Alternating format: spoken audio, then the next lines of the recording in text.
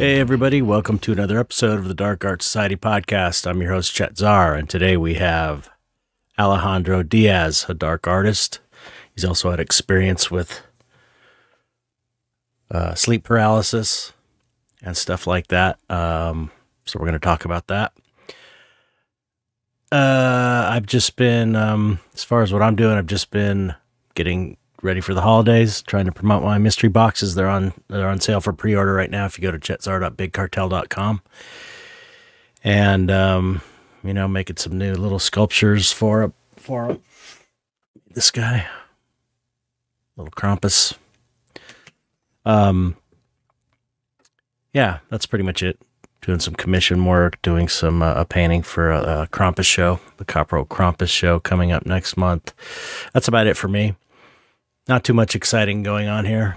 I'm enjoying not having major things to get done like last few months were. If you want to support the podcast, go to patreon.com/darkartsociety and join for as little as $1. If you join at the $5 level, you get a 20% discount code for one of these amazing skull shop skulls. Little kid skull I have. SKULLSHOPPE.com. And if you join at the $1 level, you get your name read in the air or on the pod, and no new subscribers this month. If you can afford to, I'd greatly appreciate it, because that's how I get the podcast done. I think that is it. Yeah, let's just get on with it. I want to keep these intros shorter anyway. Okay. Here we go. Alejandro Diaz. Hope you like it.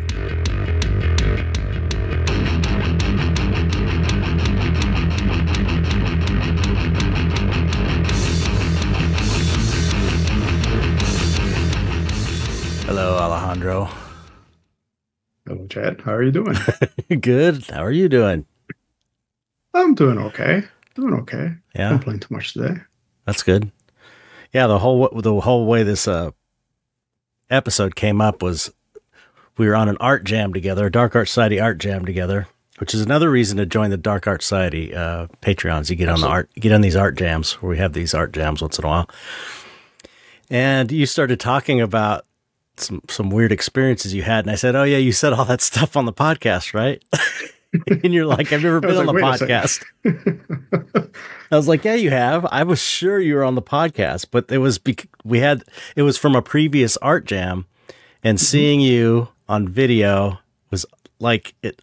My brain just connected it as you were on the podcast. I just assumed to have you on. So thanks for finally coming on. Thank you for having me, man. Ever since happened across the Dark Art Society, started listening to your podcast. This was kind of one of my list items. Like, I would really would like to be able to do this. It would be a mark for me, and so excellent. I'm super happy. Also a little bit nervous, but super happy that given the opportunity. You don't seem at all nervous, so. Everyone says that, and then I never notice that they don't sound nervous to me. So you're doing good. So anyway, So tell us about yourself for people who are not familiar with your work and where you're from and all of it. Oh boy, it's a complicated story. And by the way, feel free to let me know if I ramble and things, because I'm known to do that. Okay. My name is Alejandro Diaz, and I like to draw dark stuff. For the most part, my art is inspired by dreams and nightmares, sleep paralysis, as well as my struggles with ADHD and lifelong depression. So that's kind of the base for most of the stuff that I paint about. I joined DAS about, let's say, 4 or 5 years ago. I actually joined right when. It was during the pandemic, but it was right at the end when the jams were going from a regular thing to not being so regular, and they were kind of becoming a separate thing. And at the time that I joined, I had essentially just come off what was essentially almost a 13-year hiatus from doing art. Whoa. Yeah. And some complicated reasons behind that, but mostly mental health stuff. Mm-hmm.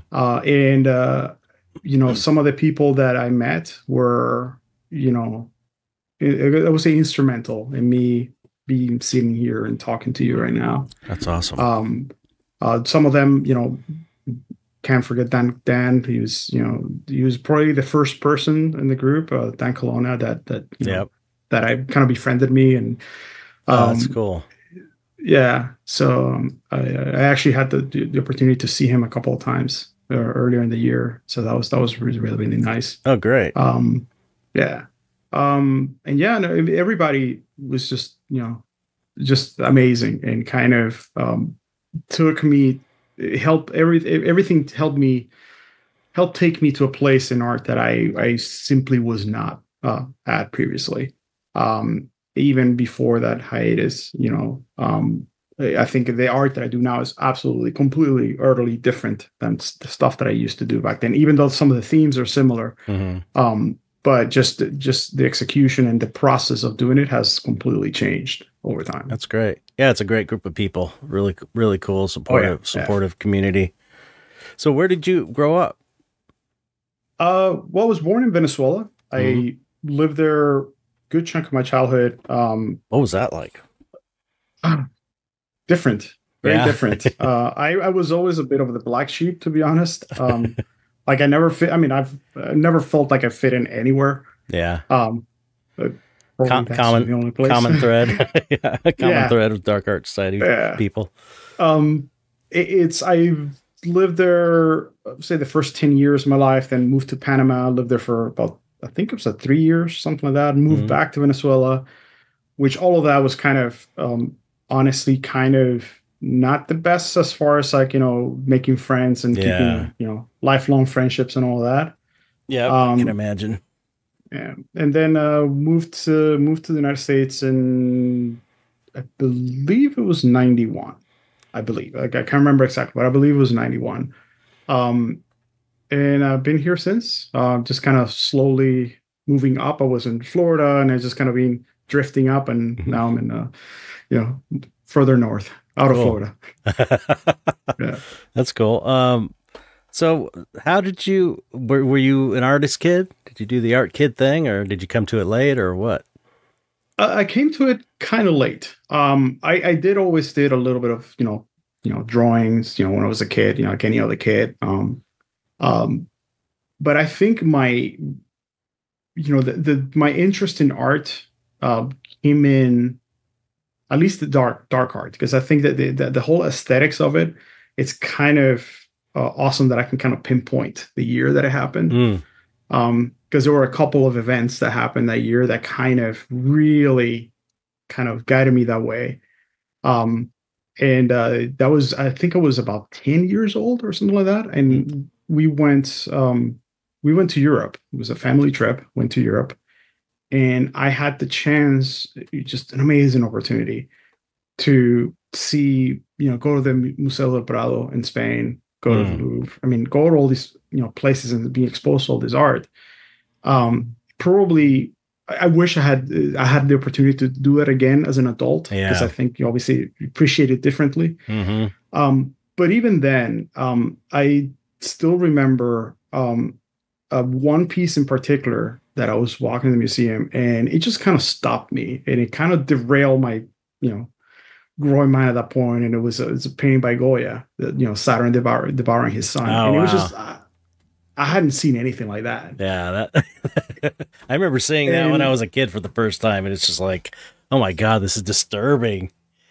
Right? Yeah. And it's, it connects to you at some level. You're like, wow, this is so raw. This is so, even the way that it's painted, it's just, there's so much emotion that comes through with that. Yeah, you saw that in person. That's pretty amazing. Yeah. How big is it? I mean, my memory is not that great. Okay. Overall. And plus you were small, so. I was small. I do remember thinking that I saw the Mona Lisa and I thought it was like, that's it. I was like super tiny. So I thought it was like a super tiny painting. Yeah. But the other thing I think happened in the same trip, because we did go back again because we had family in Spain. And I think it was the same trip, because I'm not sure this happened in Spain. And I am, again, my memory works in very odd ways. Mm-hmm. Part of my one of some of my issues. Mm-hmm. But the way that I remember, and I'm sure my parents are probably not going to agree with that, is that it happened at a bookstore.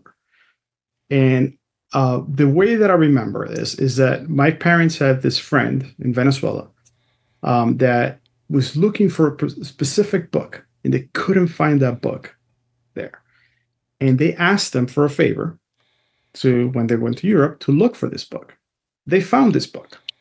And I can't remember the situation, but I do remember at one point I'm in the bookstore, they're there talking to the owner or whatever, and the book is in front of me. And much like that other painting, I'm just looking at this, at the cover, and I'm just like, what is this? I have never seen anything like this. And I remember opening it, page through maybe 2 or 3 pages, and my mom closes it. I think it was my mom. What was the book? No. It was Giger's Necronomicon. Oh, no way. Wow. Yeah. I think, again, I can't remember exactly if that was a trip, but I do remember that. And, back then, it's not like I could go home and search it online or anything like that. I mean, yeah. Especially in Venezuela, I don't think there was a single library that had that book. So it was like this little glimpse of this that just kind of burrowed back there. And the fact that I wasn't allowed to really see it. Yeah. And it just definitely left the seat back there. Yeah. It wasn't until much later that, I was able to finally get exposed to his work. And sure enough, I was in absolute love. Yeah. But it really wasn't, I didn't really get much into the arts until I think I was in college when I started. Oh, wow. Okay. Yeah, but it wasn't, I didn't go to art school. I mean, I actually went to engineering school. And so that was, that my degree is in engineering. I was a scientist, and science and engineering, it was material science and engineering was my degree. And I graduated because I was so close to graduation, but I was just dealing with probably some of the worst depressions of my life. And I was just burnt out. They didn't want to deal with it. It was around that time that I started to paint with a mouse, mind you, because I was mostly working in the computer. Wow. Yeah. Which is, it's still to this day, I look at back, it's like, wow, I was able to do that with a mouse. That's kind of where there's a will, there's a way. That's for sure. Yeah. But anyways, that, I worked while I was at the university, worked in research, lab assistant, the whole thing. Almost blew up one of the labs by accident. At least that's how I kind of remember it. Long story. Decided that I didn't want to do that. Through some friends, I got involved into a startup game development, and I started doing a little bit of art at that point, which to me is weird that, I really wasn't doing anything great, I thought at that point, but I was still able to get into that. And, I was doing some like concept stuff, and, that kind of gave me more of like, oh, maybe this is what I want to do. Maybe I just want to do art. That didn't go very far, unfortunately. That project was too ambitious for a bunch of kids that most of us didn't have any experience on it. There were a couple that did, but most of us didn't. So graduated, didn't have a job, didn't have anything lined up. And it was just kind of by luck. I got involved in design. A good friend of mine, who's now a very good friend of mine, David, he's in one of the jams that I think you've actually seen him a couple of times. He was my first boss. He had a studio down in Florida, and mutual friend sent him some of my stuff that I had worked for, the game and stuff like that. And guess he saw some promise in that. Showed up with nothing. I don't have no portfolio, nothing zero knowledge of design. Wow. I have no idea to this day how the hell I got that job. And he did like a little test. So he gave me like a page to design, and I did something which obviously didn't quite work for it, but he saw enough, I guess, potential in that he decided to give me a try and got into design. And that's kind of my quote unquote day job is still design to this day. Even though I've shifted back and forth between different types, print and whatnot. And right now I do motion design. It's kind of the core of what I do. Oh, motion design, like After Effects type stuff. Pretty much. Oh, Pretty cool. much. That's almost always open in my computer. I love that program. I love that. That's one of the things I never got into, but always, I mean, I kind of dabbled in it here and there. Like I did some, actually did, I started a digital company in the, what was it? Late 90s, I guess. Tried to get that happening and I just couldn't, it just didn't take off, you know, couldn't get enough work. But I did do like some Tool TV commercials for MTV where we like animated an Alex Gray flaming eye, like did a, you know, warp through it, so it looked like it was going like that, like so, and edited in footage, like a clip from the video, like super simple basic stuff like that. But I remember reading, you know, I was kind of getting into motion design because that wasn't like a big thing back then. You know, it's a little more common now. People know what it is. Yeah. You know, some people like make their whole careers off making crazy title sequences in movies and stuff. But anyway, I just saw like, oh, I could see this could be really creative and fun, you know? Yeah, it can be. I think it's a different reality when when you're working in advertising. Yeah. Because there, you know how it is. There's certain constraints and certain dancing potato chip bags or whatever it is. Yes. So yeah, it's not necessarily a you know, I've gotten into arguments over this. Like I consider design to be closer to engineering, at least design for advertisement. You know, for the most part, I consider more as engineering. It's, you know, you're looking for a solution for a problem. There's a need and find a solution. I don't find that is a medium for self-expression. Yeah, I guess I'm just like, I've always been super techie and interested in how to do things and how to, you know, how to animate things and all the different tools. I just am like, I've always been into that, especially digital stuff. So even though it's like, you know, advertising potato chip bags, dancing potato chips bags or whatever, every time I see something like that, I'm always like thinking about what software did they use, and, you know, just the technical stuff behind it I find interesting. But I am kind of like that. So, but that's, no, it's good, steady work. Yeah. I mean, it pays the bills. I started a little bit of selling art way back. This is around 2005 or something like that. I did I think it was about 4 illustrations for a card game. Call of Cthulhu. I think it was what is the name of the company? Fantasy Flight, I think. So did a few of those cards. That process was not a fun one for me, but I think more because of the context around that time. Again, that was, you know, dealing with this massive waves of depression that I've dealt my entire life, and that's one of those really bad ones. And it just also happened when, you know, essentially a relationship that I was at the time on my first marriage was kind of slowly tumbling down.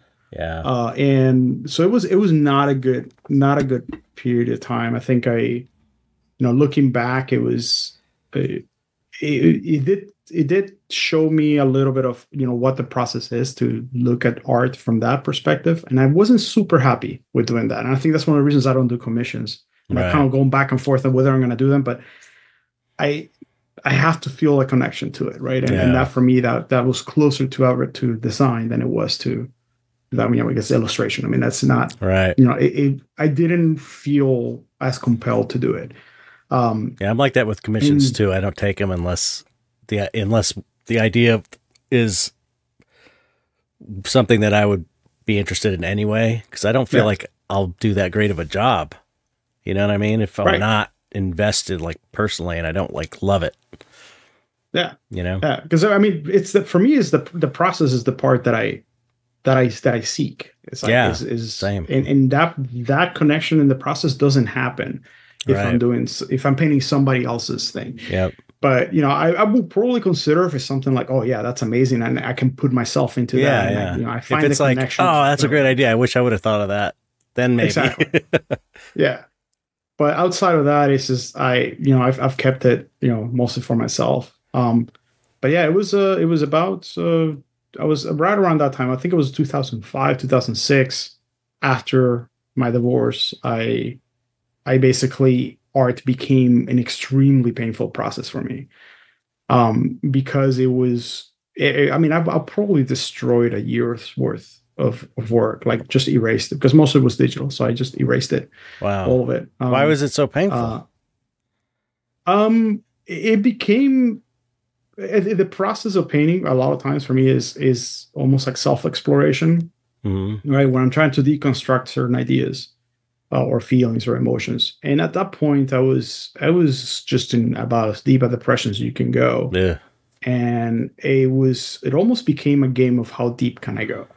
Wow. Right. So it was, there were times that I would just finish doing painting something and I would just be just full on just sobbing, just wow, in pain. And I let it become a toxic process. And at one point I was just like, I can't do this anymore. Wow. So you felt like it was making you worse kind of instead of better. Huh. Interesting. Yeah. So it was, at that time that I basically was like, I'm done with this. And I probably did a doodle here and there, but there is not a finished piece or anything like that in all that period. And it was about 12, 13 years. Wow. And it was only after this recent, change was I had finally been diagnosed with ADHD and finally decided to go get help for depression, all that. I think I've found myself battling what I've now know is a common thing with a lot of artists where you feel that you can't create unless you're in the pain process, right? That you need the pain, you need the depression, you need to be in that place to create. And I was wrong about that. Yeah, I've never had that. I've never felt that way. It's a good thing. It's a good thing because it's a very self-defeating thought, and it's just at the end you end up just kind of destroying your creativity with it. Yeah, and I think it's different. It's probably different for every artist too. It's like how you feel makes you create better. For me, it's always just been, it's all about having fun and enjoying it, and I just happen to paint weird shit to have fun, Yeah. I mean, but I've heard of other people though saying that, Yeah. And, anytime I come across somebody that says that, I always tell them, it's like, just do it, go get help. Yeah. Because there's a difference between painting from a place of that's consuming you and that's destructive, ultimately destructive. Right. And the counter to that is that I think I paint now from a place of growth, right? That I am painting because I'm trying to break down these emotions and these fears and whatever's going on in my head, and just kind of understand myself a little bit more. Yeah. And the thing is, it's like everybody, even if your mental health is good and you're not depressed, you still have those feelings to draw upon for artwork. You don't have to be like in utter despair. It's not like the more depressed you are, the better the art gets. It doesn't really work like that. It's like there's still those emotions are still there. Don't worry, they're not going away. You can use them for your art. It's just, more of a reasonable way of existing in the world. It just doesn't make any sense to be extreme. When you're extremely depressed, from what I hear, it's hard to do anything. Oh, it is. It is. It's that's one of the biggest problems, that you don't feel like doing anything, even the things that you like the most. You just it's not there. I mean, it's you don't want to do anything, and you don't feel that anything could help. And it doesn't help that I think I became really good at masking all of this. So for the most part, nobody around me really knew. Oh my God. I think I was just that long. Oh yeah. Wow. I mean, I did go to, God, I've probably gone to a dozen different psychologists and psychiatrists throughout my life. Being on medications multiple times. I hated them all. Always hated medications.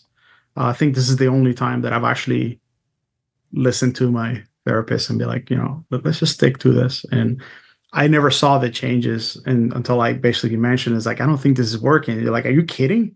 So you're a totally different person than Oh, you no were way. 2 years ago. You didn't even realize it. Yeah. Wow. I didn't even realize it. And actually paused it. There was the last, I think it was 2, 3 years ago, I basically stopped the medication. I'm like, I don't think I need it. Falling the same thing. And it got bad again. I'm like, oh yeah, never mind. Yeah. Never mind. I guess it is helping. There's Yeah, still some stuff I need to work out. yeah, that's pretty common too. People start feeling better and they're like, I feel normal. I don't need to take medication anymore. And it's like, Yeah. so what was the turning point? You just found the right combination of meds? Uh, you know, I do have to give credit to my wife on that because she told me many times, I think you have ADHD. I think you really should go talk to somebody. I was being stubborn and no, I don't have that. I don't have that. And I think it was actually a podcast. It was a fellow motion designer that had, as an adult, just gotten diagnosed with ADHD, and he had, debilitating, it's not the, hey, I lost my keys again, ADHD, but it's the, my life is ruined ADHD, which is the kind that I have. Oh, wow. Yeah. And I was listening to this and I had interacted with him a couple of times. And just listening to him, he was describing this stuff. And I'm like, listening to it, I'm like, oh my God, this is what I'm going through. This is me. This is my life. And, my wife likes to say, like, oh, you didn't listen to me, but you listened to him. I'm like, well, it wasn't that. Same here, man. Yeah. My wife always says that to me.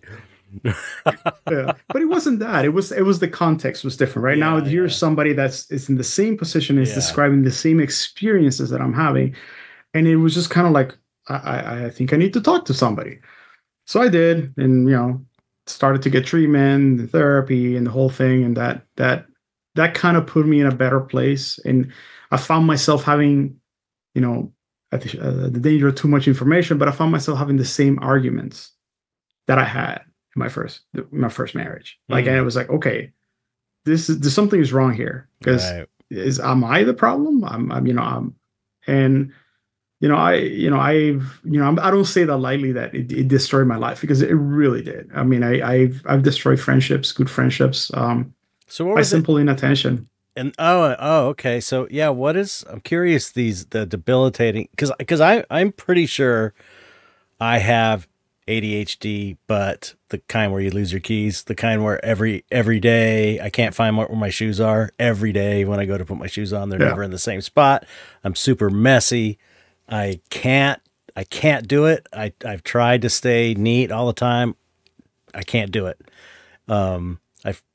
Totally blank out. Someone could tell me something and it's just, I didn't even hear it. Like, I doesn't stick in one ear and out the other. Like, I zone out when people are speaking to me. And so, but I've also, and I do just like things that are like seem really dumb, but I think it's probably ADHD, but I've managed to not screw my life up. It's like, so it's not so bad that I live with it. It's kind of the way I am. Yeah. Although I have thought about getting diagnosed just so I can tell my wife, see, I'm not a dumbass. It's a neurological condition. But what were the symptoms, the really bad ones? Everything revolves around inattention, right? The inability to decide things. I feel sometimes that at my worst, my house could be on fire, and I could be like, man, I'll handle that at some point. Right. Yeah. Right. And it's I don't understand now what the process is behind it. And, I simply don't have the dopamine in my brain that helps me decide things, right? The part of the brain that's like, okay, do this. Sometimes it feels like I'm, backseat passenger in a car that somebody else is driving, and it's just about to go off a cliff, and I'm screaming in the back because there's a part of you that's fighting this. Mm-hmm. And just the car doesn't turn. Person is not listening to. But it destroyed finances. I've had problems with impulse purchases, and always justify things. Yeah. And forget important things, forgotten payments, forgotten this. My memory is horrible. Mine's terrible. I have a big giant, two big boards. I have a big blackboard that I use this magnetic Mm-hmm. Like, like they look like this. Mm-hmm. Covered on it. I have things for every project that's open. I try to plan out my days, and it changes every month, it seems, Mm-hmm. because I go through the cycle where I think I found the perfect solution. It's like, oh, this is the system. Yeah. This is perfect. And then you wake up, meh, your brain goes like, no more dopamine, sorry.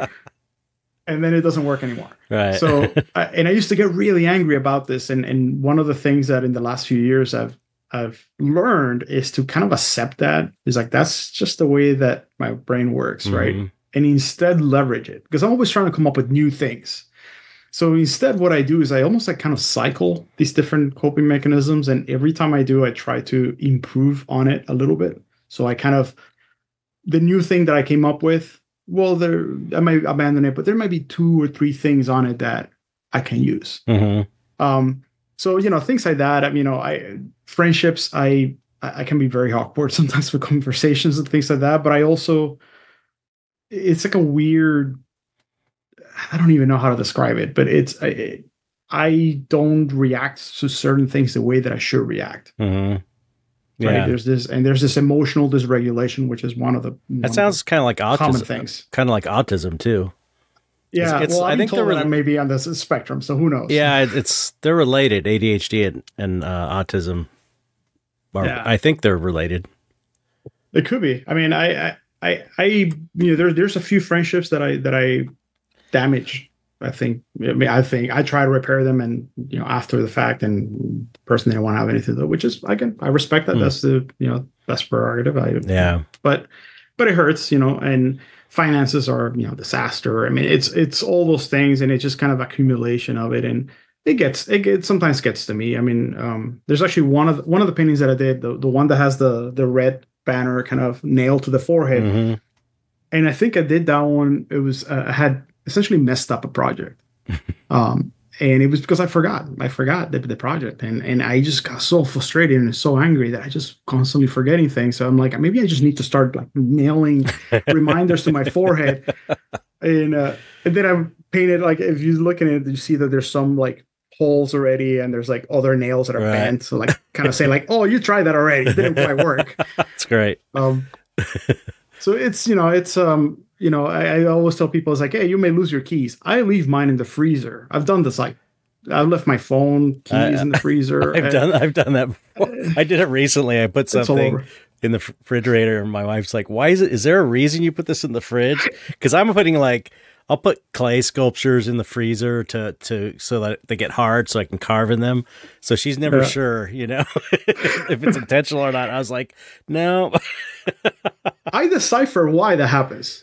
Because I caught myself doing it. I'm like, that's why it happens. Is that you go into the freezer or the fridge to get something, and you have that other thing in your hand, and you realize, oh, I need a hand to get the thing that I went to get anyways. So you put it down momentarily, you grab the thing, and your brain goes, oh, you got what you need. Let's go back. You close it and you walk away. And then 3 hours later, you're like, where the hell is my phone? And I think I have it, but I have it in a way that's manageable, because it's like I always pay my bills on time. It's like I never forget that, because I'm so afraid of, I just have this like kind of fear of not paying things on time and stuff. And so I guess I have enough of anxiety about that it keeps me doing it. So I guess maybe I just am not on that level with it, probably. Well, I don't know if it helps you, but I know that adrenaline, it's sometimes what gets us to do things. So right. And, I feel that a lot of artists, a lot of people that are, I think we all share a lot of the same connections in our brain. So I wouldn't be surprised if most artists have some degree of it. It seems that way. And like even autism, it's like I'm probably not autistic, but I sure relate to a lot of symptoms of autism. And I know a lot of artist friends of mine that's kind of what being a little bit off, eccentric is kind of, if you're eccentric enough, you go to autism. You know what I mean? You're on the low functioning end of autism. It seems like, but yeah, it's if anything, we're on the high end, closer end of normal to that spectrum, maybe. Yeah. But Yeah. I don't Let know. me put it this way. Somebody told me that I wouldn't be that surprised. It would be like, yeah, I guess I kind of, that tracks. No. So between medication and like therapeutic treatment, like therapy to kind of give you skills to cope with the ADHD, like give you strategies to deal with it. Between Mhm. those things, it kind of got it under control. And art Oh, has and art. become a huge part of it. Cool. Art has become one of the main ways in which I deal with a lot of this stuff, especially the depression side of things. Um, because I mean, we've spoken before in the jams about this. Like, I mean, I also was gifted with quite the dream life and quite the sleep, Yeah. problems, and dealing with constant sleep paralysis, which was Yeah, absolutely terrible. we definitely got to get into that. We got to talk Yeah. about that. Just pretend you never told me any of that stuff. All right. So everyone else can hear, because it's really, really intense. Like I have, until I met you, I had the most sleep paralysis and that sort of thing than anybody I knew. So, and you just knocked it out of the park when you told me how bad, how often you were having it. It was like, what? When did that Yeah. start? The first one that I remember happened while I still lived in Venezuela, and it was more. I don't know if it was as much sleep paralysis as much as just, I guess they call them hypnagogic hallucinations, where just Isn't that the right same as you kind of drift thing into though? sleep. Well, the sleep paralysis does involve the key thing there is that your body is paralyzed. You cannot move. Okay. Right. That's a part of your brain that, I can't remember exactly what it is, but it's some neurochemical that gets released or something that basically tells your body, don't move so you don't act out and keep punching the person next to you. Right. Um, you don't hurt yourself. And then it just something happens where it doesn't send the other one that says, okay, you can move. Right. And your brain will go nuts because you're kind of in this weird half awake, half asleep. And if you have very vivid dreams, which I do, or sometimes, especially the nightmares,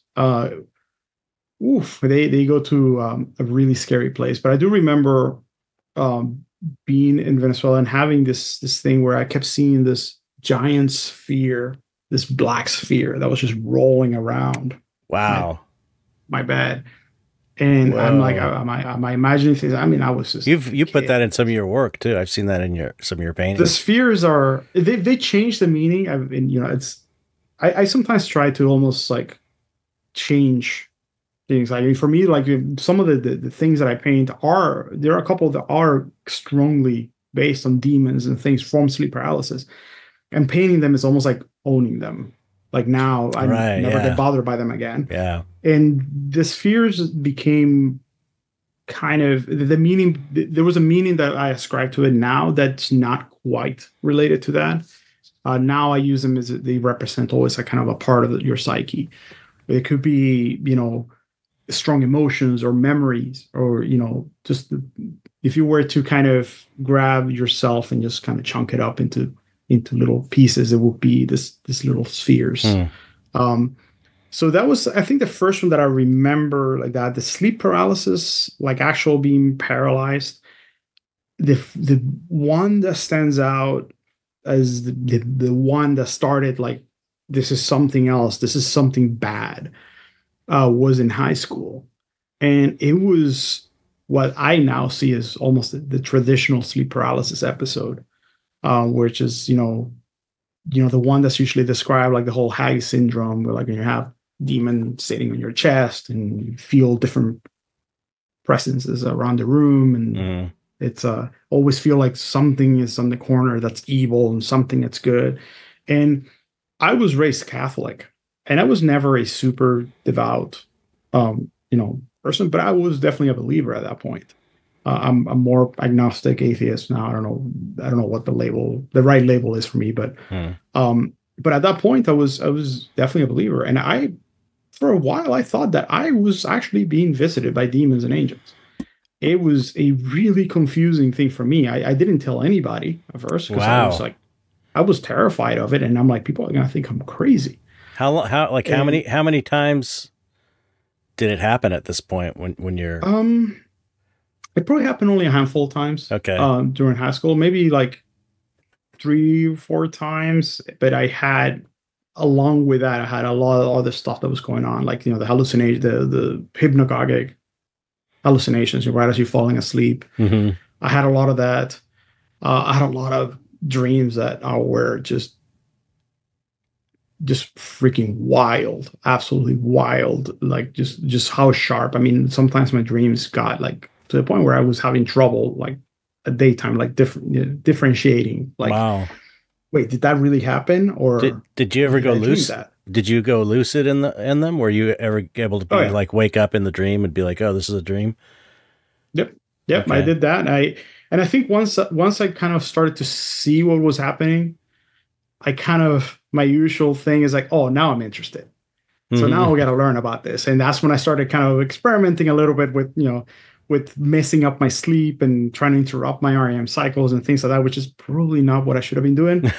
But it was very interesting. And just the level of sharpness that I was able to get was mind boggling.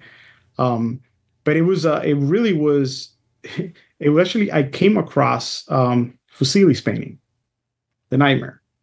Oh, okay. One where it's like the horse in the back and everything. And I remember seeing that. I'm like, oh, wait a second. I've been there. That's what I went through. Right. And then I started to look into it and I realized, oh, this is something it happens to a lot of people. Yeah. And, it's there's all this share kind of, elements of it that can repeat it throughout different cultures. And so I found it fascinating and I just needed to know more about it, kind of thing. But they kind of came and went. Wait, real quick, what year are we talking about when you started researching it? I'm just kind of curious because of where the culture is at. Say 90s. Okay. 90s. So in the 90s, it was still pretty.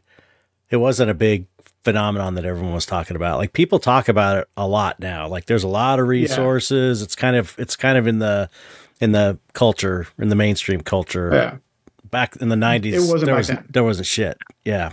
And it's put it in context, is like, you didn't have internet back then, right? Yeah. It's not like you could, you weren't being exposed to these things. You couldn't go and research it. You had to go to the library, and there were limited resources to this. So it wasn't, I mean, again, that gave me kind of like the way into to understand what was going on. Mm-hmm. And that was happening at the same time that I was kind of going through this period of like losing my religion kind of thing, and all my belief systems that were just kind of crumbling down. Mm-hmm. They came and went. It wasn't until right around, I would say like in college, it happened a few times. But when I was going through the divorce, I got to a point where literally they were happening every night. Oh and God. I just didn't want to go to sleep sometimes because it was terrible. It was horrible. And for people who haven't, because we've talked about this on the jams, for people who haven't experienced this before, it is, I've had a couple, I don't know how to divide this stuff, because I've had some out of body experiences where it's like my body was frozen and I've actually floated out. I was in the sleep paralysis state, and my body kind of floated around, and I had an amazing feeling. Felt so good. Like I was totally high, or, just amazing. But most of them are the worst feeling, like that good, but bad in the other direction. And it's like, and it's hard to describe the feeling, because it's not a feeling I've ever had in regular life that extreme. I mean, maybe if you were in a war zone and seeing atrocities or something, maybe you would have that feeling, but it's like this deep, for me anyway, this deep kind of spiritual horror and dread that's on this deeper level. That's how it feels to me. So when you're saying you're having these every night, That's like that's kind of traumatic. That's a bad thing to have happen once in a night. Because when you have it too, you wake up and you're like, oh my God, thank God I woke up. I don't want to dream that again, you know? And I've had it to where it comes back when you go back to sleep and you're like, you know, but most of the time you're hoping, okay, hopefully I won't drift back into that again because it was so scary and you're afraid to go back to sleep. But you're talking about multiple nights in a row for how long was it happening? It's honestly kind of hazy, but it was a few months of that. That's crazy. You know, it will kind of peter out sometimes. But the problem was that I would go through these kind of peaks where it would just happen all the time because it will happen. And then the next day I wouldn't want to go to bed. So I wouldn't go to sleep because I was afraid. Well, sleep deprivation is one of the things that helps trigger them. So it was one of those things that, you know, makes it worse and worse and worse. And then I will be stressed dealing with all the emotional stuff of, you know, the divorce and then dealing with, you know, the sleep deprivation and the stress and everything else that was going on. It was just like the perfect mix for it. I am sure that I lived in an apartment at that point, and I think to this day, some of my neighbors are still probably wondering what was with all the screaming going on at 2:00 in the morning. Wow. Every other night. Jeez. I'm amazed they never called the cops on me. Yeah. It sounds like a nightmare. They kind of, it was absolutely terrible. And it was, sometimes it's like, I says I have like a cruel subconscious, but actually one step back, when you were saying that it's hard to describe, one way that I've described it before is that there's a difference between thinking you're about to die and knowing you're about to die. Yeah. Think about that difference. Yeah. And that's where you are. It's a feeling that it's not like, oh, I am dying. I'm in the process of dying. Right. This is going to be painful. This is going to be awful. Yeah. And it's just this really deep, like just instinct that again, it's just this really, really deep thing that super comes primal. in. Yeah. Yeah, that's the word that I was looking for, primal. And it's hard to describe, very hard to describe. But they kind of came and went over the years. You know, I had some that were just mind-bogglingly terrible, but interesting. I don't know how to describe that, because some of them are, you know, we mentioned this, we talked about this, how like I for the most part consider myself a very, you know, pragmatic, very, you know, science-based person. I mean, the engineering years kind of burned that into me. But there have been some that I've been like, okay, I don't know how to explain that one. Right. That is just, that's a little bit off. That's a little bit weird. There's a room for it, obviously, for, you know, hey, you know, I heard something in the background and just kind of inspire this. If I can tell you one of them, if you I was going to say, tell me. I want to know. I want to hear the visuals, and also some of the weird stuff that you can't really explain too. Yeah. Well, this one is a mix of everything. It stands out as being not the usual, because for me, and normally when I have a sleep paralysis episode, I kind of start to wake up, and usually the first thought in my head is like, oh no, not again. That's usually the first thing that goes through my head. It's like, here we go again. And there's a lot of me telling myself, this is your body. This is your brain. There's nothing in the room. Mm-hmm. There's nothing that's going to hurt you. And usually about the fifth or sixth sentence of that, I feel something, and all that goes out the window, because again, that primal thing comes in. It's like, it feels real, man. It feels real.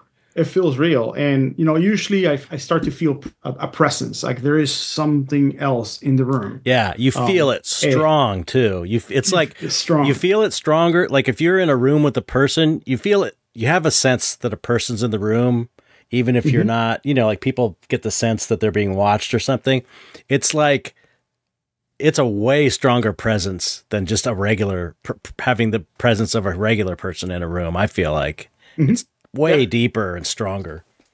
Okay, sorry. And it's no, good. It's not just that you feel the presence, but you feel a certain intention, right? Sometimes things feel neutral, and sometimes feel things that are just about to hurt you. Yeah, that it is dangerous. Sometimes they feel evil, and I don't use that word lightly, because I just but that's Yeah, neither do I, because I mean, I never really I after didn't. the whole fall of I religion, I didn't believe that, but I didn't it either. does. It I feels that way. wasn't even raised in that there was evil. My mom was super new agey, and she never, we were never raised that there was that evil was a thing. You know what I mean? And it's like, oh shit, immediately you feel a sense of evil, which is Yeah, totally goes against everything I was raised, the way I was raised. yeah. And I have a very I visualize things a lot constantly. I mean, I'm just conversations. My brain never stops. Just Yeah, showing yeah. me images and coming up with things, and the 17,000 threats that are going in my brain at the same time always. And sometimes those things start to kind of materialize. I know I'm not looking at it, right? But I might as well be, because what's in my Right. head is so sharp and attached to that feeling. You Right. might as well be seeing it, right? Right. And I've tried. There's a couple of my pieces where I've are fairly close Hmm. to. I mean, obviously, while I'm painting, always, again, my process is very exploratory, so they kind of veer off sometimes, and I start including other things. But this one in particular was different. It felt somewhat different. And I had at the time I was going to University of Florida, and my parents lived in South Florida. So, I was kind of going back and forth every once in a while. And I came down, and my parents had moved, and I think my sister had just moved out. I can't remember exactly. But, anyways, I was in one of the guest rooms, and I was just sleeping there. And it was early in the day, which is the first time that I remember one of these things happening, not like middle of the night or something like that. And I remember I'm laying on my side, and I was exhausted, hadn't been sleeping. I was dealing with some other stuff and depression and not sleeping and all that.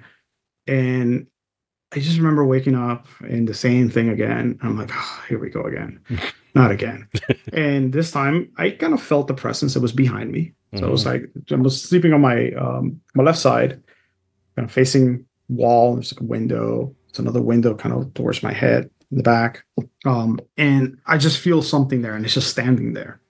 And in my head, I keep seeing a woman that's just standing there. Whoa. In a very ring-like kind of thing, like just the kind of hair, not quite the feeling, because I wasn't feeling that imminent danger feeling. It was more like that neutral presence, the one that's like, this is not fun. I don't want to be here. Right. And that's things there, but it's not evil. It's not gonna disembowel me or something like that. So, and I started hearing things. I started hearing like voices, and I could never quite make out what they were. It was almost like imagine you go to a restaurant and you're hearing conversations in the back. I've had that before. And yeah, and then I hear in my head a sort of like, not a warning, but more like it's okay. I just almost like give me a chance kind of thing. And I remember the bed just sinks down behind me. Oh, or at least it feels like it sinks down. I'm just repeating to myself, be calm, be calm, be calm. This is in your head. This is not real. This is in your head. This is not real. And in my head, I'm seeing this woman that's laying down in the bed, and she wraps her arm around me, and I fucking felt the arm. I'm sorry for language, but I felt the arm. I'm like, my hairs are standing up just thinking out saying this, and I am just, I just want to scream. I want to get out of the bed. I want to scream, but you're frozen. And you can't. I'm frozen. Can't move. My breathing is I'm trying to like scream. Yeah. Like, it's like all you hear is like moans, like that's what I know. Yeah, and that's terrible. That's so even terrible. Hearing that yourself makes it worse. And I managed to kind of calm myself down a little bit, right? And it's almost like this thing was waiting for me to calm down. And then when I calmed down, it said, "I'm sorry." And then in my head, I saw this thing kind of put their head back and then just go through. It touches the back of my skull. And when that felt that, I started to hear like almost like bees. It was like just a noise and everything. And then all of a sudden it pushes through and its head goes in my head. And what followed was, it was violent because it was like being forced hundreds of and thousands of photos and video clips and sounds. And it was almost like somebody is showing you a family album and just kind of flipping through the pages really quickly. And it's just this moment, somebody in a swing, somebody in a tree, somebody having a conversation, somebody having a kiss. Do you know who little clips. Did you know who it no, was? No idea. Wow. No idea. And no idea. And it was, the whole thing happened. And I'm just screaming, trying to get out of this. It felt like longer than I ever been in one, because normally once I start the screaming part, it kind of am able to get out of it for the most part. This just felt like it was hanging on. And then the last thing I see this woman and her wrist starts sliced. Her what? And her wrist, like somebody had committed suicide. Oh. And it was like I finally got out of it, and I was just in tears, and I'm like, what the hell was that? Yeah. Because to me, it felt like, was that some spirit trying to basically share her life, with me, and like the mistakes and all these things? And it felt, again, it's one of those, like, I can't describe how strong it felt. Just the images, because it wasn't just seeing images, almost like it was slamming me. It was like physical, wow. Every single image that was there. And imagine that you're grabbing hundreds of conversations and then overlaying them on top of each other. Wow! So it was like a painfully loud sound, and you didn't recognize. I couldn't make out. And you didn't recognize the person. Nothing. It was like. Did you ever do any research about that room or that place you were staying in? It was a new development. Hadn't been. I mean, unless I guess they bought it, was already done, so maybe somebody had died there, but I actually never did. Now I'm gonna try to find out. I know, I'd be curious, man. Because what was the address? Because if some woman, killed herself there, that would be something to look into. Yeah, honestly, that will break me a little bit. Yeah. I kind of will break me. I mean, I gotta do it, but I'm telling you, that will be kind of a really odd moment for me. That's actually what happened. So yeah, there was. I mean, that's kind of. Again, it's a little bit away from that, but like the sharpness of it was something that pretty much all of them share. And I've gone the gamut from, the traditional, hey, you have a demon. I have one that was literally ripping my intestines out. No way, really? Yeah. It's like when I went to see The Cell, I had a moment in the theater when that scene, not to spoil anything, but there's something similar in the movie, and I was just like, okay, this is a little bit much. I still watch it because the visuals were amazing. Yeah. I remember mentioning to a friend that's like, this is how I dream. Like it's except take away the bright colors. I tend to dream more colors are, and I kind of replicate this a little bit in how I paint, is that I kind of remember my dreams mostly in a desaturated, almost black and white, but sometimes it will be something that's in color, and there are moments that are in color. Like for example, if I dream there's blood in the dream, it always will be deep red. Wow. That's not desaturated. So the thing that was ripping your guts out, did you see it, like what it looked like? I don't remember the hands. It was weird. It's like I can only see this kind of gnarly, bony hands. Wow. And just black claws. But I don't remember seeing, like, or at least focusing, because I was so focused on what's going on there. On your guts getting ripped out. Yeah. Oh my God. Yeah. That's horrifying. So yeah, it's been all over the place with that. And they seem to have largely stopped. And my theory is that the medication that I'm taking for unrelated things to that somehow are also helping with that, to the point where I haven't had one. I used to wake up my poor wife like that, just screaming sometimes without the same thing. She would be like, she was sometimes like, hear me, and she would kind of help me out. She's like, it's okay, calm down. I'm here. And I could hear that, and it would just kind of snap me out of it and just kind of calm down. And in that process, I would be able to kind of like drunkenly move. Sometimes like one arm doesn't quite work. It's like, what's going on? Yeah. Wow. That's intense, man. So I'm sure she's glad that I don't wake her up with full screams anymore. yeah, yeah. Wow, wow. So have you ever had any where you were floating around, where you left your body? Oh yeah, Oh, okay, okay. yeah. I said I have the gamut, pretty much for Lucid everything. dream, out of body. Lucid dreams. That's and sleep paralysis, hypnagogic hallucinations. To me, they're all kind of like the They all have same to be somehow. related. They're related, or Yeah. not the same, but they're related. And the other weird thing that I've talked about a lot, I think, is how similar alien abductions, when you hear people talk about alien abductions, how they sound just like that, you know? I've had one. I have one, and not. I haven't had an alien abduction. I had a sleep paralysis episode that fit exactly what like some. And that's why I don't want to discount somebody out there that feels that they were abducted. I don't want to say that they don't happen. Right? I'm not. Well, because we don't I'm even not know. saying that. Yeah, we don't even know what this stuff is. I mean, just saying it's Yeah. like a chemical reaction, it's like, okay, but does that really capture what there's something that we don't understand that's happening, and that doesn't Yeah. necessarily rule out anything, really. Who knows? But Yeah. so what was yours like?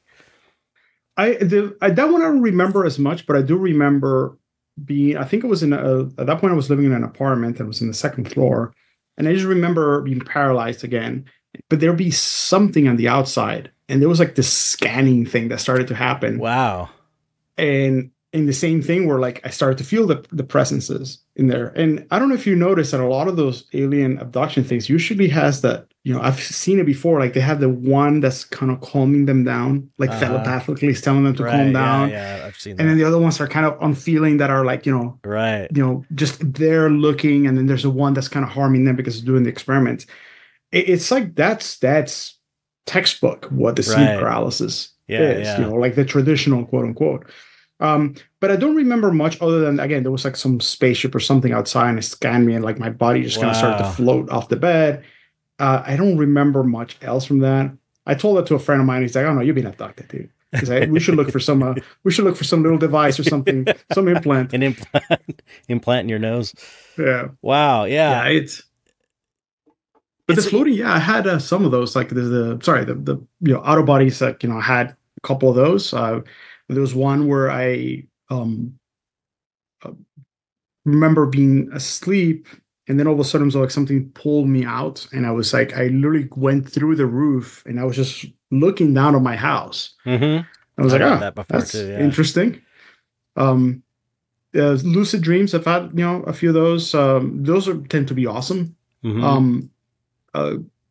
My problem is I get a little bit too excited. I know, and then you pull yourself out of it. You wake up because you're like, "That's oh my god, this is great! I can do anything I want."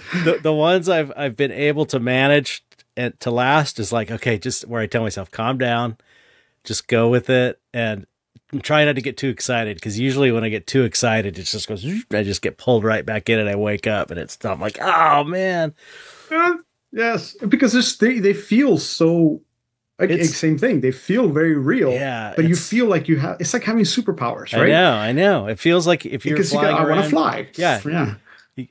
One time I had one, and there was a basketball court and like a backboard and a basketball hoop, and I flew up to it, and I just because I could, I took a big bite of the backboard. It just took a big bite. I was like, oh my god, this is so cool. But I had one too where I floated out of my house, across the street. There's a big tree, and I went up close to the tree, and I could see all the leaves, and the leaves were plastic, which was really weird. It was like, oh, this is a fake tree. It's a plastic tree. And then I floated around to the house that was behind it, and I looked in the window, and it looked like a hologram, like when you look at a hologram of glass, those classic rainbowy holograms. Everything in the house was like a hologram. And I was like, I asked my friend Martin Ball, who's like a psychedelics guy, and he's, really knowledgeable on this stuff, what he thought. And he was like, does that mean that these are I was like, did I float out of my body? Is this real or is it a hallucination? And then, we've talked about this before. He's like, well, everything's a hallucination. You know what I mean? That's kind of if there's a message of the out of body thing, it's like you go and see the tree up close and it's fake. And then you go and look at the window and it's a hologram. The message maybe is that, yeah, the world you're living in is like this hologram, not, you think everything's as real as it is, but it's sure it's real and it has substance and everything, but it's not what you think it is. It's just what your eyes are letting you take in and what your brain is processing reality. Mm-hmm. You know what I mean? I mean, and I think that because again, I'm in that place where I feel there's an explanation for it, even though we don't know it exactly. I don't necessarily I think I ascribe most of this to our own minds, right? And I don't do that in a reductionist way. I do it in a way that I think it's like I'm if anything, I am fascinated, and there is space within that view for there to be a connection to something, different, right? To that we are going to someplace else, or something like that. But I think that and this is one of the reasons that I think my art changed dramatically. From when I started, is I started to kind of view things in this way. In that, for me, is a lot of, we have this part of us, right? That this subconscious mind, whatever is it, unconscious, subconscious, whichever. I don't know which is the right term. I always mix them both. Yep. But there's this vast part of you that is hidden. I mean, everything we experience, everything that we see, we touch is we're just hitting this very fine, thin veneer on the top of it. Right. What everything there is. I mean, if you think about it, we're being bathed right now in electromagnetic radiation. Every phone call that your neighbor's having, every radio signal, every TV signal, they're omnidirectional. It's not like they go like the antenna goes, that TV over there gets this signal. No, they're going everywhere. They're going through you right now. Yeah. Right? And we can't see the light that we see. We can't see them. The light that we see, we are perceiving only the parts that our eyes has evolved, which is just, what is it, three different colors that we can perceive. There's a very, very, very narrow. It's just like a little slice of the whole spectrum. And even when you're looking around in your room and everything like that, I mean, you're seeing all these things, but your brain is picking, you're going to register this and you're going to register this. Yeah. But not any of this. Yeah. And to me, it feels like it's like we see is just a small representation that our brain is reinterpreting. Absolutely. Or think about how much your emotions affect your memory, right? Mm-hmm. Yeah. If you're sad and angry or whatever, and you experience something, and at the same time that somebody that's happy and content is experiencing that same event, it is a completely different event for both of you. Mm-hmm. Completely different. Yeah. And again, our reality is defined by all these things. And I do think that our subconscious, again, not sure is the term, but that unconscious part of yourself does in some way or another perceive a lot of this, right? And this part of the brain, for whatever reason, does not communicate to us in a verbal way. It doesn't tell us, hey, by the way, you have a lot of unresolved issues with this event in your life. You should kind of think about this and solve this. I don't think it can do that for whatever reason. Right. And I think part of it has to do that it is not fully possible to transmit all these things through language itself, right? Yeah. And so it relies on emotions and giving you things that elicit certain emotions, urgency, sometimes has to come through something that's dramatic like that, I guess. Right. But, it's all about, communicating through metaphors and through symbols and, build your own language. And that's kind of how I view, in many ways, art, at least the way that I approach art. Is that for me is it's a way to communicate with that part, right? Yeah. Because a lot of times I'm painting, I don't know what I'm starting. I mean, can't say that this is all the time, but a lot of paintings, I have no idea where I'm going with it. I just know that I want to paint. Yep. Just start. I just start, and then it is almost like your hand becomes detached to certain states. It's like now I'm just letting the, that other part of my brain kind of express something, and it's almost like we're working to it together and deconstructing some of these feelings and some of these emotions, and it can be a trip. In going back to what we were talking about before about the pre hiatus, when I was approaching the art in that way, is that I wasn't looking at it that way, right? It wasn't a process of exploration because I wanted to grow. It was a process of like almost how can I hurt myself, Right. and that's the main difference. Because I mean, I just go sometimes just as deep in some of these things where like they are painful subjects, and they're but they help me deal with it. Yeah, that's probably more a function of your state of mind at that time. You know what I mean? Is that instead of, it's really the intention that makes the difference, even though you're going absolutely. to these dark places. So it makes sense. Yeah.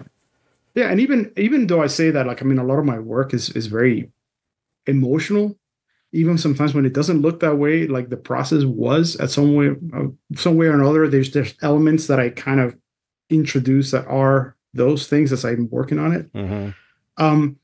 But I try to, as dark as some of them are, I try to always use them as a reminder in a sense, or almost an opportunity for me to grow from something, whether it's reminding me to pay attention to things, right? And by that I mean to pay attention to people, to pay attention to events, also the dangers of deceiving yourself into things. And I one recurring theme that I have is all about like how events, experiences, memories, thoughts, all these things, it's almost like they build this carapace around you, like this structure that all these scars and all this experiences, this negative stuff, it just kind of builds layers and layers and layers. And if you just let it build, eventually it will suffocate you. Right. You will be locked in forever. You won't be able to move your arms. Metaphorically, your body, you won't be able to move it. But it acts as almost as a reminder, as if to always be conscious of, like, don't hold on necessarily to all these bad things. Right. Try to think of the good things and try to work through them and try to find the growth in things and the possibilities of something being better. Yeah, that's the light side of dark art that we're always talking about. That there's this healing path, and it's a positive way to deal with emotions that everybody has, and denying that you have them is the bad thing. It's the thing you shouldn't do. It's ignoring them. That's when they get power. You can almost look. Yeah, sorry. No, go ahead. I was just saying, you can almost look at dark art as being honest. Right? Yeah. Like a certain degree is almost more honest because we're pouring those emotions, right? And they're emotions that a lot of people kind of shy away, right? You don't want to. You don't want to. You're supposed to paint trees and. And I don't want to think about happy, and that's totally fine, right? That's totally fine. That's that I'm not downplaying anything. In that it's just saying that for me, that's like it's almost like I'm removing filters away from it, so it's honest. Mm-hmm. It's like this is because it's not even my intention. Is most of the time is not even. I care, but I don't care. Like if something's people like, oh, that's awesome, I want to buy that kind of thing. For me, as a process, it's great if I can do that, right? If I can make a living out of the art, I'll be so happy. That would be a dream. Mm-hmm. But if all I have is the process of it, and for the rest of my life, that's all I get, I'm okay with that. Because that, for me, that's the part. That's the part that I want to do, and I don't want to sacrifice that part. Because, it's therapeutic. For me, it's therapeutic. Painting all these terrible things sometimes, it's a positive thing for me. Yeah. I'm working through this and I'm understanding these things and I'm exploring them and I'm peeling off any filters. So it's honest. That's why I say I use that word. It's like, it to me, it feels more honest. It's like, I'm being raw here. I'm not painting this in other ways because self-deception, I think sometimes is a problem. Right. So, I've joked before that I just started doing conventions, like selling prints and stuff like that. Like it started last year doing that, and it kind of hit me. It's like, man, it's like almost like I'm selling pages of my journal. Yeah. I feel some of this like, wow, it's just kind of weird. It's like, but it's awesome. It really is awesome when, at least once, right? At least once you'll have somebody that walks by and you can see that they connected with it in a way that you're like, there it is. And you'll see it. I mean, it's I hear a lot of people like, oh, I don't know if I want to sell my art. It's putting myself out there, and do it. Absolutely do it. Because just when the first time you have that experience of somebody connecting with your art at that point, at that level, it doesn't matter if you didn't make a single damn sale. You're still going to be like, that was worth it. It's like, it's just like connection with other people. Like when they see the painting that recognizes something in them, they go, oh, I know that I feel this. I understand this. Like I feel this. And then you get the same thing as the artist. Like, oh, there's another person that felt that, and it's a way of, it's weird. Cause it's like a way of communicating with people without words. You know what I mean? It's like you're recognizing, oh, this is like a person. This person understands my experience just from an image. It's weird. And in that way, it is like a totally different language, and it's like, it is so weird to, and you could really have like a strong emotional connection with another person through artwork, which is just a trip. Totally weird. The first convention I ever did, last year, actually, it was October last year. It was Ancient Arts. It was or is rather, because it's a recurring thing. I did it this year again. It's a tattoo oddities convention here near me. It's about in Pittsburgh, North Carolina. What's it called? Ancient Arts Festival. Okay. It's not so far. It's not a traveling one. It's it just happens here. I think the guy who runs it is Jimmy B. said he owns a tattoo shop, literally like less than 10 minutes away from here. And I actually did a very short apprenticeship. I was trying it out, but unfortunately, financial realities. I couldn't devote the time that I needed to do that. That was, and I didn't want to be disrespectful to him or anybody there. That was one of the reasons really awesome. I didn't go for it too. But that first show, I think it was the second day. It's a 3-day event, and I think it was the second day. I had somebody that was looking at the artwork, and I had this metal book, because in my first show I didn't know what I was doing. I still feel like I don't. I'm just kind of learning it. But I have brought a sort of like almost like a portfolio of all the artwork in case anything sold out. They could order it from there, which actually worked out, because a few people did. That's a good idea. But there was one of the pieces where I just noticed that she just kind of stayed looking at it for a long, like, it felt like a little bit longer than, it's like, okay, something's going on here. And then without looking up, she asked me, it's like, what does this mean? What is this painting about? And I'm very open with the meaning behind to a certain degree, because I don't think I'm able to this. I wouldn't paint it if I could describe it, kind of thing. I was like, I can't really. There's a lot here. I can give you a little bit of it. But I described it, and she looked up, and I thought she was gonna cry, and she was like, that's me. That's my life. That's where I'm at. Wow. And I was like, I mean, I just felt it in me. I was like, oh my God, I never had this before in my life. Yeah. And I think every show, at least once, I'll have somebody. You have tons of people that walk by, and there'll be people that walk by and look at your work, whatever. Yeah. That's fine. Whatever. Not their thing. Totally cool. I don't care. I'm there for the ones that like walk by and then slow down and then kind of take 2 steps back, and they're like, and then they just start asking questions, and then you see it on their face. You see it like, they connect with something, and oh man, that's just priceless. That is really priceless. Yeah. The selling part is just, that's a function of the world we live in. You have to make money. Right? You know what I mean? And if it was like some utopia where no one had to work or make money, I'd still be doing this. I wouldn't care if I got paid for it. I only care about money because I have to in this world I live in. Yeah. It's like if it, unfortunate truth. I don't, I'd be just as happy just painting and showing the work and not even selling it or giving it to people. I wouldn't give a shit at all if I didn't need to.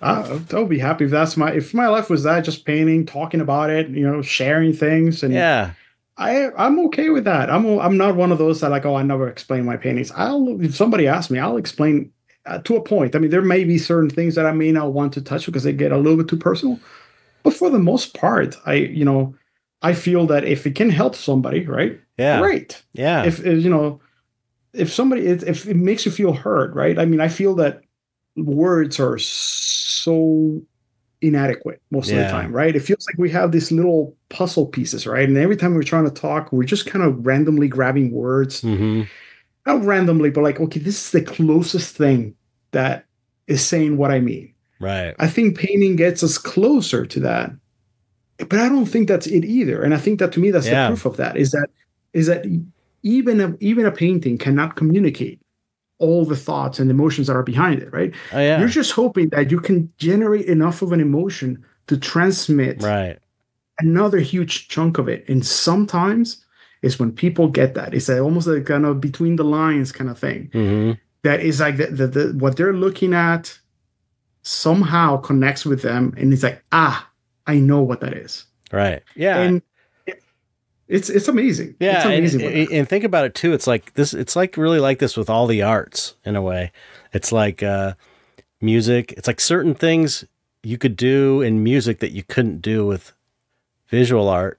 Certain things you could do with like dance or whatever, or poetry that, again, I mean, I say words, but not to downplay because there are artists that can do things with words that I have no hope of ever doing. Right? But it's like they're all pulling from that same thing, trying to express this thing, this deeper, bigger thing that we don't understand what it is. And like that connects us all, It sounds esoteric, but I think that's kind of true, Have you ever had somebody look at a piece of your art and tell you something about that piece that you didn't see right away? Oh, totally. Most of the time. I had that, and I don't mean visual. I mean like meaning wise. Yeah, like there's a part of it. Isn't that like the most bizarre and awesome feeling in the world? Crazy. Because I had that happen in one of them, and somebody started telling me about what the one painting. Because I asked people, it's like if they ask me, like I want to know what it means to them. What are they seeing? I'm curious. And I had some person that basically started describing my painting. I'm like, oh my God, that is exactly it. And I didn't even know how to put it in words. Yeah. That's a huge part of this. That's really the meaning of this. And it was kind of awesome. It was really awesome. Yeah, that's part of the kind of like interplay between the, that's like, when you're just painting stuff and you never show it, you're missing out on a part of I always say that you're missing out on a big part of the process. A big part of the process is not necessarily selling the work as much as it's sharing it and showing people. And they can, in the same way that a teacher often learns from the student, when you're teaching someone something, the student often makes you realize something that you didn't know before. The classic, the teacher learns from the student. It's the same way with artists and patrons or collectors or people that are just looking at the work. They can reflect things back to you that you didn't even realize. Like the whole thing with the skull flower paintings I'm doing, you heard the story probably. Which are amazing, by the way. Oh, thanks.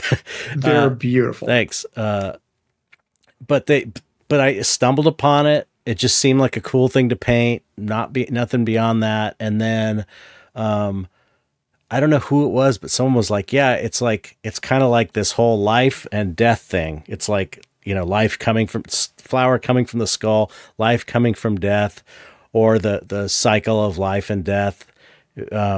And I was like, I never even thought of that. And, I didn't think of that, but I think that's why they resonate, aside from the fact that, they're colorful, people like flowers, people like skulls, but they also, I think, resonate on a deeper level because they're pointing to this great truth about life, which is life and death are just this endless cycle and this reality, but I didn't know. It's just the same with the whole, this dystopia thing with the book. It was like, I didn't know. Well, that's a little different different story. But I didn't know the meanings of the paintings until Mike started interviewing me about each painting, and then I told him everything I knew about it, and I was like, I didn't even know I knew that. It's so weird. I just painted the thing without thinking about it. That's awesome. Yeah, and that's like, you know, that's the magic of art in a way, that you can I don't know, you can get in touch with that thing, that this mysterious thing we all have inside of us, and put it out and share it with other people. It's like you're sharing part of yourself, and you're sharing a part of this mystery that is life and reality, you know, in a new way. But one thing I want to say about going back to the weird hallucinations and stuff. Yeah. You know, we tend to think like, you know, okay, the hallucinations and the sleep paralysis is like a chemical thing in the brain, and it's just, you know, hallucination. It's not real. But it's just as weird to think my brain is doing this, making me see this. And it's not like it's making me just see a bunch of weird colors and geometric shapes, or a car driving through your living room or whatever. It's like specifically making you feel this horrific dread and creating like a weird demon looking thing that's ripping your guts out or whatever. It's like, what the hell is that? Why is it doing that? I wondered that myself. Like, isn't there a better way to do this that doesn't involve my incessant behavior? It's like, how is your brain doing that? And why is it specifically doing that? And we don't have a clue as how it works. It's in the same way that you don't know how you breathe or your heart beats. It just does it automatically. And that's the magic thing. All this shit is, you know, just being alive and living and everything. We breathe, the heart beats, we go through the motions. It's like mind-blowing, crazy. I've been thinking a lot about that, because I feel like sometimes the reason sometimes I feel that dreams and these things feel so violent and so raw, and is that's in a sense, that's evolution for us, right? Our brains have developed in a way that we pay more attention to negative things than we do positive things. Mm-hmm. Yeah, that's like a proven fact that you will forget positive things. You will remember negative things. Social media operates on that. Oh, absolutely. They're that's why it's successful. Yeah, exactly. And if you look back, that has a purely evolutionary need, right? It's survival. Yeah. Right. That nice sunshine that you saw this morning is not as important to you as the bear that might be coming into the cave and eating you. Right. Right. So that the fear is a far more powerful thing by evolution, by design, however you want to call it. It is a more powerful thing. And I think that there is a primal part of us that mostly that communicates in that way, because emotion is important in that sense, right? Like the kind we were saying before, context matters, emotions matter in the message. So if it sometimes has to be that raw for us to listen, I guess. Right. Maybe. It's that kind of the hammer. The tapping doesn't work, and it's the hammer. Right. And I sometimes wonder, is that because it's even the memory of our dreams. For the most part, our brain discards all of that. Right. People say, "Oh, I don't dream." Everybody dreams. You don't remember your dreams. Yeah. But everybody dreams. Yeah. It's part of the normal sleeping process. Mm-hmm. Our brain grabs all that information and goes, we don't need this, and throws it away. Anybody can learn to remember their dreams. All you have to do is essentially convince your brain that this is important. How do you do that? Write them. Even if you don't remember anything, write anything. I always tell people, like, if you want to remember your dreams, when you don't remember the dreams, then pay attention to how you feel. Because again, it's all emotions. It's guttural feelings. It doesn't matter what you saw, didn't see, or what you don't remember. Try to write down how you feel. What is it that you feel? Are you feeling afraid? You feeling like something's off, happy, whatever? It doesn't matter. That's the key. And half the time when you're doing that, all of a sudden here comes the dream, flooding back. I've got it. Like I have a hard time. Even the easiest way I found to do it is to record it on my phone. and speak it, even though I go listen the next day, it's like, I can barely understand it. But hearing it back, you go, oh yeah. And then you can kind of recall the whole thing. But that's like if it's hard to get up and write something, because usually you wake up in the middle of the night and you just had a dream, and it's pretty fresh. And so the more you do it, I think the more you remember them. You're just convincing your brain this is important. I care about what this information is. Don't discard it. That's kind of what you're doing. Yeah, and there's also a technique where you repeat over and over as you're falling asleep that I'll remember my dream tomorrow. I'll remember my dream, and that's supposed to work too. I'm sure I've done it a few times, but if you do that, if you get in the habit of doing that, you'll remember it way better. Yeah, which can be a good thing and a bad thing, right? Yeah. So. Well, if you're trying to decode what's going on inside of you, it's probably better to remember them. But at least a good source of inspiration sometimes, at the very least, right? Yeah. It could, it provides some interesting stuff. Yeah. Like, I don't know if I would, if somebody came to me and said like, hey, we can remove all of this, so you never had a sleep paralysis episode, so you don't have nightmares, I don't think I would agree to that, because I don't think I would know. I wouldn't know as much as I know about myself, which is not much, right? Yeah. I'm not gonna say that I know I really don't. Half the time I'm just trying to figure out what the fuck I'm doing, you know? Right. But I wouldn't trade it, because I don't think I would have this awareness. Yeah. However much it is, I wouldn't have this if it wasn't for that. And it wouldn't be paining, most likely, if it wasn't for that. Yeah. So I try to focus on the positives of that. It has led me to some good things and there have been some good experiences. I'm not going to deny it. I mean, and some of even the scary ones are like, when you look back on them, it's like, you're kind of glad you had it, because it's so, like you said, they're interesting. They're interesting. It's like, as much as morbidly at the time it was horrible and you hated it, but having gone through it, you're like, wow, that's pretty cool in a way, even though it's bad. It was like, it's special. It's like a special thing that's happened to you, that's unusual. And it feels so away from everything that you experience. And it's so different. Day. Yeah, it's so different. It's hard to describe. Yeah. And it's one of those things that once you go through those things, and most people will have at least one. Yeah. But what I notice is a lot, like especially with sleep paralysis, you hear a lot of people that they have them, but they don't have the same way that not everybody visualizes, right? Whether it's saying what, there's people that are constantly, like, sometimes I'm like, okay, enough. I need a little break sometimes. Right, yeah. And there's people that they cannot see an apple in their mind and look at them the other side. Hey, I wonder how they dream. Do they dream in pictures? I wonder, people who don't have that visual imagination. Yeah, that's actually a good point, because I mostly remember emotions and visuals. That's the main thing that I remember. Yeah. So I don't know how you actually, is it all sounds? Is it just other senses? Interesting. That almost kind of sounds more terrifying, to be honest with you, right? Yeah, right. Like, if all I could feel and hear, I don't know, that sounds a lot worse. Yeah, it does. Wow. Yeah. Yeah, it's great stuff, man. Yeah, it's a trip. It's a trip. I guess the point I was making was about the, what is that? How is your brain doing that? People say like, oh, it's not real, it's a hallucination, as a way of like brushing it aside.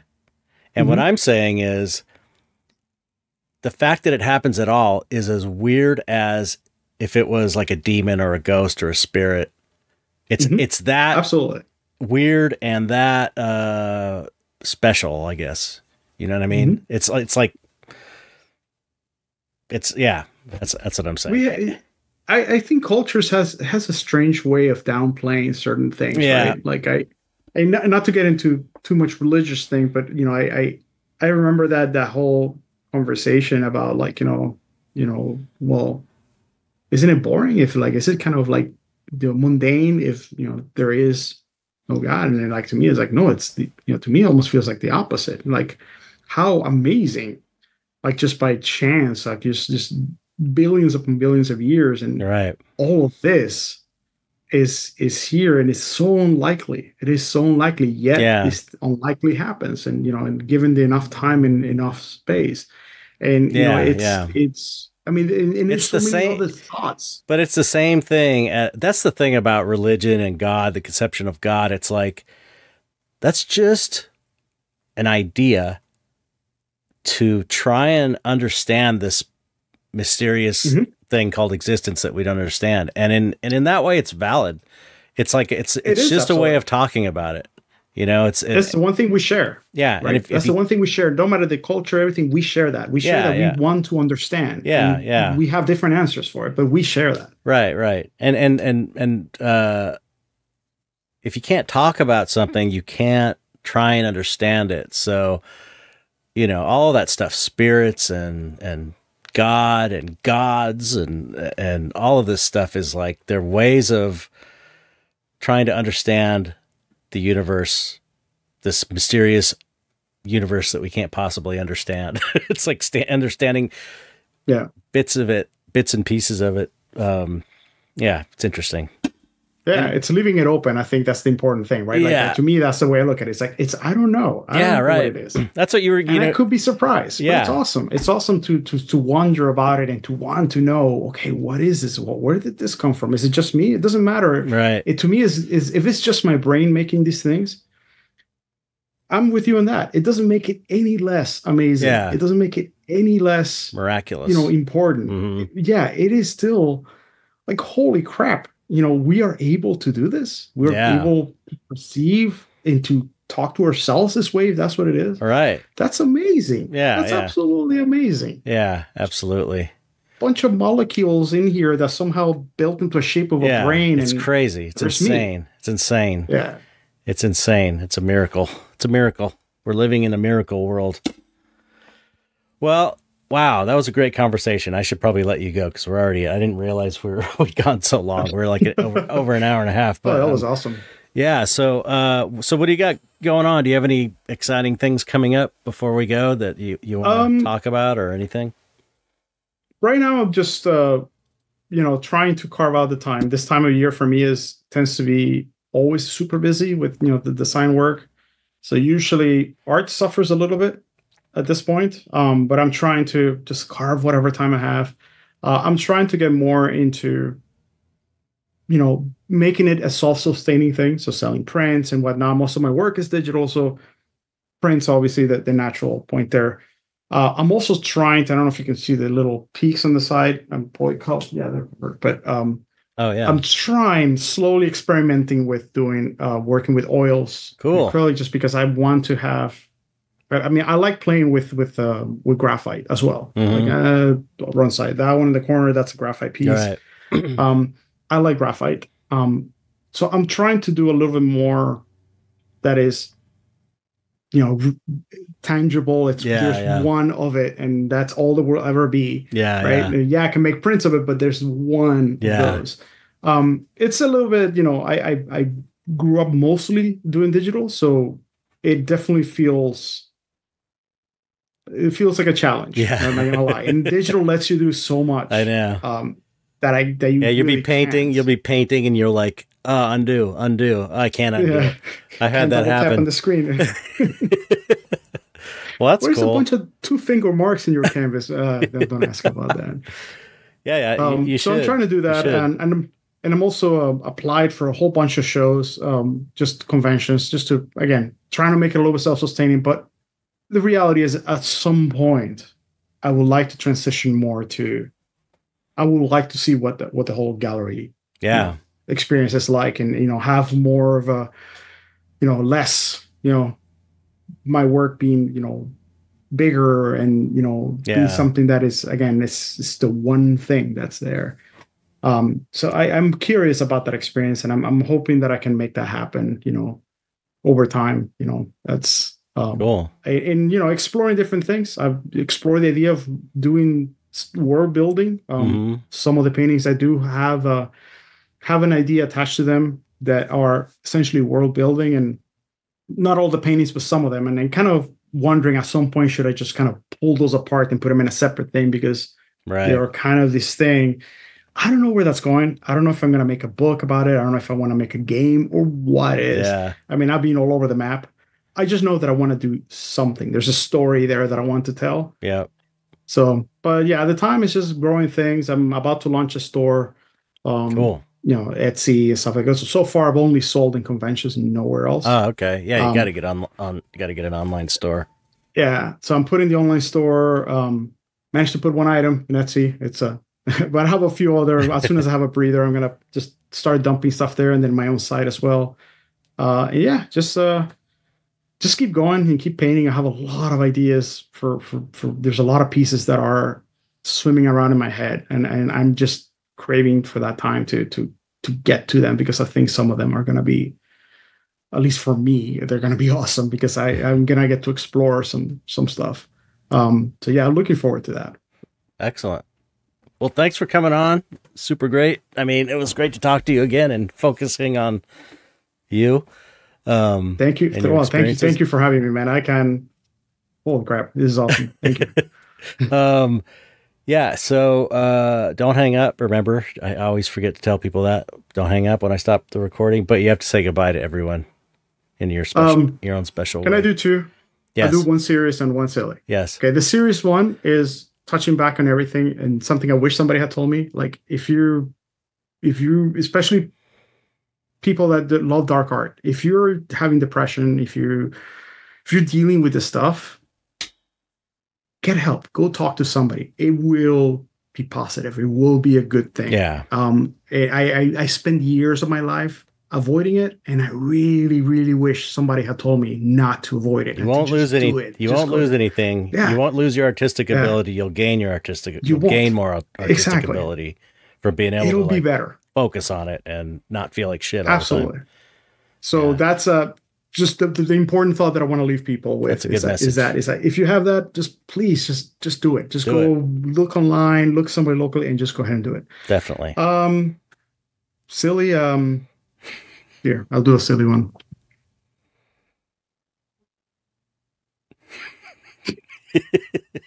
All right. That's good. Okay. You have to be watching the video for this one to work. All right. I know. Bye, everybody. Thanks for watching.